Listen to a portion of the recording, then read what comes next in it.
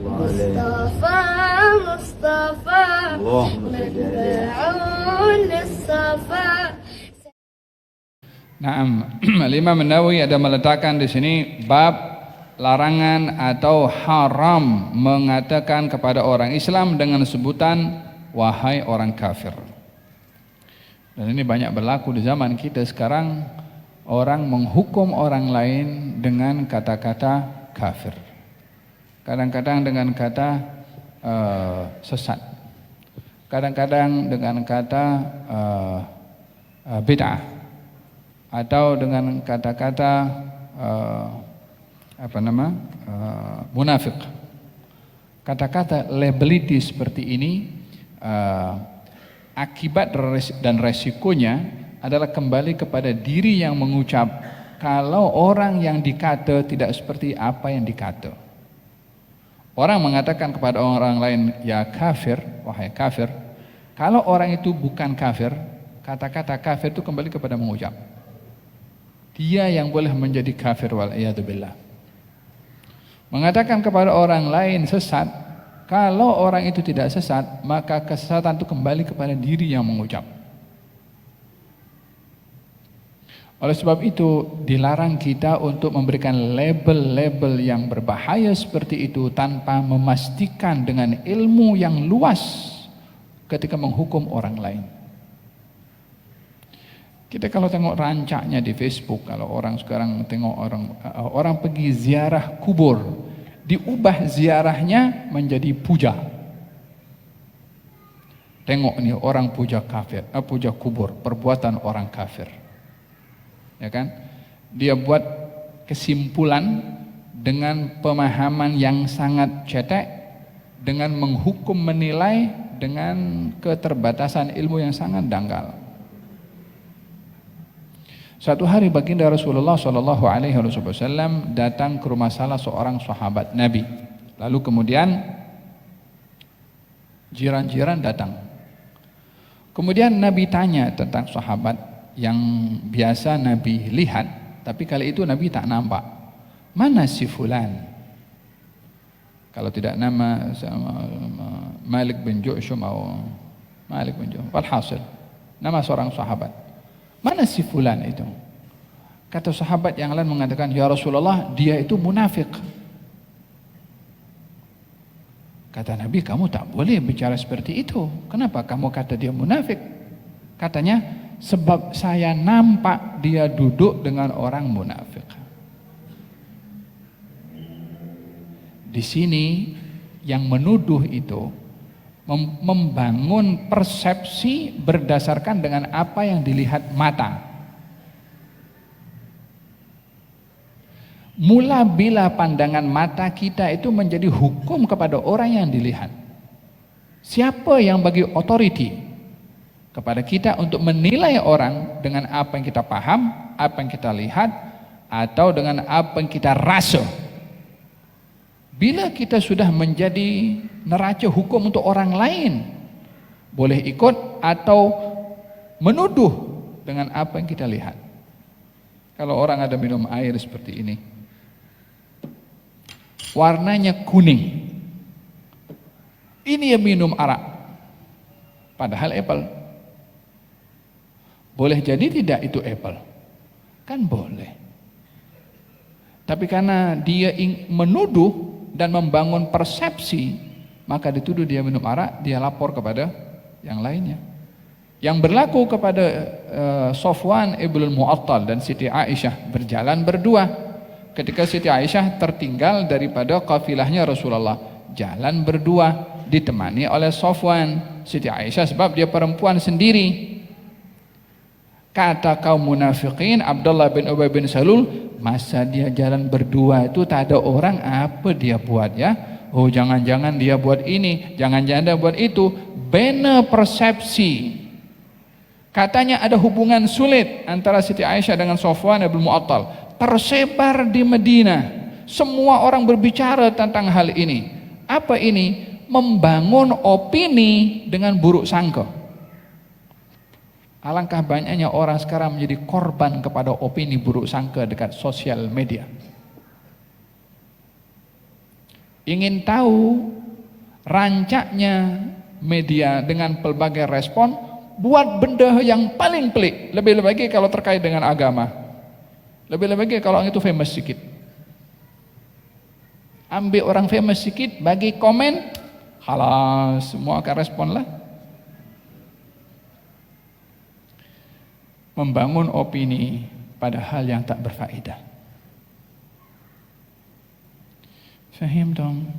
So di sini kata Nabi, kamu jangan berkata begitu. Bukankah dia mengucap 2 kalimat syahadah? Kata Nabi SAW tentang orang yang dituduh munafik itu, kamu tak boleh kata seperti itu.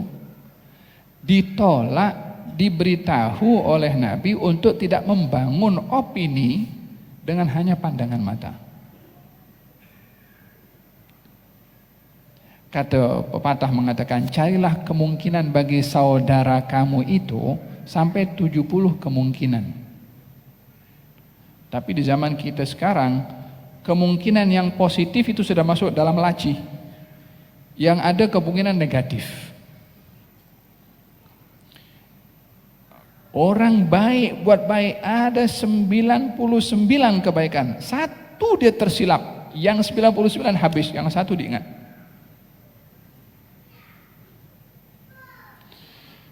Dan hal ini berbahaya bagi seorang yang membangun opini hanya dengan persepsi yang negatif. Di antaranya adalah dan filosofi ini yang digunakan oleh kelompok-kelompok ekstremis. Ketika mereka ingin membunuh, ingin kelompok-kelompok tertentu yang ingin mendapatkan kekuasaan, dia berhadapan dengan kelompok yang lain. Maka untuk boleh melawan kepada kelompok yang lain itu untuk mendapatkan kuasa, dan tidak boleh kelompok itu dikalahkan kecuali dengan senjata, kelompok ini tidak mau dikatakan membunuh orang Islam. Jadi apa dia buat? Dikafirkan dulu. Oh, ini kelompok yang kafir. Oh, ini kelompok begini. Dah buat opini dulu untuk kelompok itu. Oh, ini kafir. Oh, ini sesat. Oh, ini begini. Baru digunakan tindakan agresif dengan kekuatan sampai kepada pembunuhan, karena tuduhannya ini melawan orang kafir. Sebab mereka tak mau tergelincir. Kalau bunuh orang Islam kan memang tak boleh. Semua orang akan sepakat tak boleh bunuh orang Islam. Tapi saya bukan bunuh orang Islam, saya bunuh orang kafir. Apa sebabnya? Sebab mereka begini, diukur dengan apa yang dia punya pemahaman dalam persepsinya. Fahim dong? Jangan mudah terbawa dengan opini orang. Kalau tidak tahu, keep silent, diam saja. Buat apa yang patut Anda buat dengan amal soleh kepada Allah Subhanahu wa Ta'ala. Tapi elakkan daripada menuduh orang lebih-lebih lagi sesat, kafir, bid'ah. Apa yang awak tahu tentang istilah-istilah itu? Nak menghukum orang itu. Kata Al-Imam Al-Baqillani, saya itu lebih suka untuk mengatakan orang itu Islam dengan adanya 99 perbuatan yang meragukan Islamnya. Selagi masih ada tanda Islamnya, saya tak berani nak kafirkan orang itu. Walaupun 99 nampak kecenderungan dia kepada bukan Islam, selagi masih ada walaupun sikit, dia tak mau kafirkan. Kita punya zaman sekarang 99 tandanya Islam, satu saja yang nampak tidak Islam, yang tak Islam tuh yang jadikan dasar. Yang 99 masuk dalam laci itu. Faham dong? Orang ziarah kubur, minta kubur, sembah kubur. Katanya kuburiyun. Faham dong? Letakkan gambar. Tengok ini, katanya dia sedang sembah kubur, padahal ziarah kubur. Kenapa orang pergi Ka'bah? Tengok sembah Ka'bah. Kenapa tadi katakan macam itu? Persepsinya, dia ikut persepsi. Saya punya sukalah, ini saya kata dia sembah kubur, yang ini tak sembah kubur. Kalau dia pergi ziarah kubur, saya tak sembah kubur, saya ziarah kubur. Tapi yang itu sembah kubur dia. Faham dong? Jangan mudah terbawa dengan opini dan persepsi. Anda tidak dipertanggungjawabkan untuk menghukum orang. Anda dipertanggungjawabkan atas perbuatan Anda sendiri. Kalau tidak tahu, no comment. Lakum dinukum waliyadin.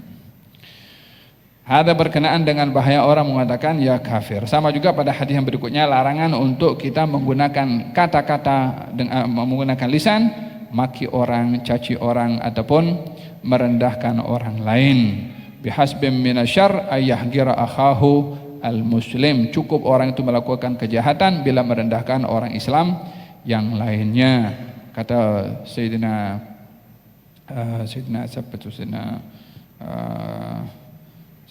Ja'far As-Sadiq atau Ali Ridha, masa ditanya, kalau kamu punya atuk dimaki-maki di mimbar-mimbar zaman dahulu, masih dijadikan salah satu fitnah masalah kekuasaan dahulu, sampai musuh itu, tengok dahsyatnya kan bagaimana, karena perbezaan kelompok dalam meraih kekuasaan, menghalalkan segala cara, sampai pernah dalam khutbah Jumat, salah satu yang menjadi sebutan dalam khutbah Jumat memaki sahabat Nabi dan menantu Nabi dan cousinnya Nabi, Sayyidina Ali bin Abi Thalib, karena perbezaan kuasa, menghalalkan segala cara, rakus karena kursi itu kursi je, sampai kepada peringkat laknat pada setiap hari Jumat. Dalam sejarah itu dulu kalimat innallaha ya'muru bil adli wal ihsan wa ita'idul qurba itu dahulu menjadi tempat untuk melaknat kepada Sayyidina Ali. Apa sebabnya? Karena perbezaan dalam ideologi untuk meraih kekuasaan. Digunakan agama untuk melaknat sahabat Nabi SAW. Sampailah cicitnya ditanya, kenapa kamu tidak balas kepada orang-orang yang melaknat atuk kamu?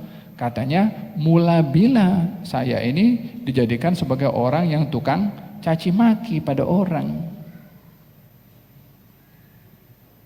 Orang laknat, tak semestinya kita melaknat juga. Kebiasaan orang ini banyak menyikapi kesalahan, fokus kepada orang yang bersalah, tak fokus kepada kesalahan. Orang yang fokus kepada orang bersalah, dia duk maki orang bersalah, dia akan benci orang bersalah tuh, sehingga sukar baginya untuk ngam dengan orang tuh, sebab dia geram kepada orangnya. Kalau dia geram dengan salahnya, dia akan punya pikiran macam mana orang salah tuh boleh tak salah. Seharusnya kita itu lebih fokus kepada kesalahan, bukan kepada orang yang bersalah. Islam itu mengajarkan kita untuk menyelesaikan dan menghentikan kesalahan, bukan membenci orang-orang yang bersalah. Karena orang bersalah boleh berubah. Kan? Walihada kata masa ada seorang sahabat Nabi itu kan datang kepada Rasulullah, "Ya Rasulullah, saya minta izin untuk berzina," katanya. Marah sahabat Nabi. Sahabat marah kepada laki itu. Nabi tidak marah. Nabi fokus kepada salahnya orang itu. Kata Nabi, mari dekat, mari dekat. Suruh dekat, orang pasal cakap daripada jauh, dia cakap kuat-kuat, yang lain boleh dengar. Itu sebab yang lain marah. Tapi Nabi sikapi dengan bijaksana bagaimana menghadapi dengan orang yang bersalah, lebih fokus kepada kesalahan, bukan kepada orangnya bersalah. Kata Nabi, mari dekat. Kata Nabi, kamu mau tidak orang lain berzina dengan ibu kamu? Katanya, aku tak mau. Kata Nabi, orang lain pun tak mau juga. Kalau mau berzina dengan perempuan, mungkin ibu orang lain. Kamu mau tidak orang berzina dengan anak perempuan kamu? Dia kata, tak mau. Kata Nabi, orang lain pun tak mau juga. Dengan anak perempuan, dengan saudara perempuan kamu? Aku tak mau. Kata Nabi, orang lain pun juga tak mau. Disebut satu-satu oleh Nabi. Sampailah kata sahabat, ya Rasulullah, doakan saya. Dipegang oleh Nabi, Allahumma tahhir qalbah wa hassin farjah wa fir dambah. Ya Allah, bersihkan hati orang ini, ampunkan dosa orang ini, dan lindungilah kehormatan orang ini. Katanya tidak diangkat tangan Nabi daripada dada saya, kecuali amal yang paling saya benci adalah perbuatan zina. Terus La dimaki, wala dicaci, wala dihalau, wala dipulaukan, wala di apa.